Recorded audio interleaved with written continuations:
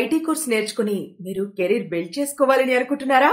Provoke trainings మీకు training తో పాటు ప్లేస్మెంట్ కూడా ప్రొవైడ్ చేస్తుంది. వివరాలకు సంప్రదించండి 9631846711.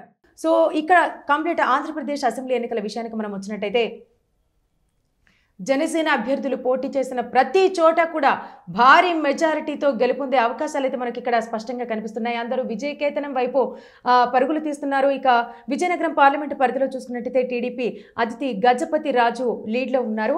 అంటే మొదటి రౌండ్ ఫలితాలు మనం చూసుకున్నప్పటికీ కూడా టీడీపీ ముందంజలో ఉంది.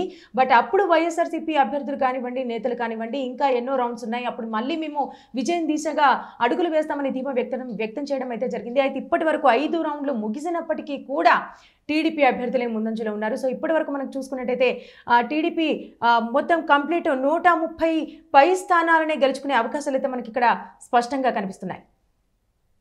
సో ఇక చూసుకున్నట్టయితే నెల్లూరు కానివ్వండి, ఇంకా లేదా విజయనగరం కానివ్వండి, ప్రతి పార్లమెంటు పరిధి స్థానాల్లో కూడా టీడీపీ అభ్యర్థులే ముందంజలో ఉన్నారు. ఇటు కూటమి అభ్యర్థులే కానివ్వండి, బీజేపీ కానివ్వండి, జనసేన కానివ్వండి, వాళ్ళు కూడా ముందంజలో ఉన్నట్టు మనకు స్పష్టంగా అర్థమవుతుంది.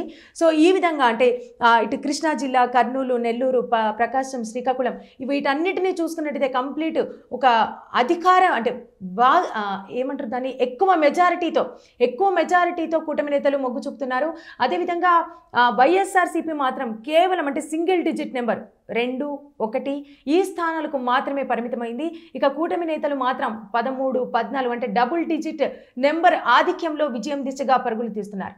సో ఈ విధంగా ఒకప్పుడు ఉమ్మడి ఆంధ్రప్రదేశ్ ముఖ్యమంత్రి అయినటువంటి కిరణ్ కుమార్ రెడ్డి ప్రజెంట్ ఇప్పుడు ఆధిక్యంలో ఉన్నారు. అలాగే కర్నూలులో బస్తిపాటి నాగరాజు టీడీపీ అభ్యర్థి ఆధిక్యంలో ఉన్నారు. అలాగే చిలకలూరిపేటలో ప్రత్తిపాటి పుల్లారావు టీడీపీ అభ్యర్థి ఆధిక్యంలో ఉన్నారు. ఈ విధంగా ఏ నియోజకవర్గంలో చూసుకున్నా సరే, ఏ పార్లమెంటు స్థానాన్ని మనం పరిశీలించినా సరే ఆల్మోస్ట్ ఒక 70% వరకు టీడీపీ కూటమి నేతలే ముందంజలో ఉన్నారు.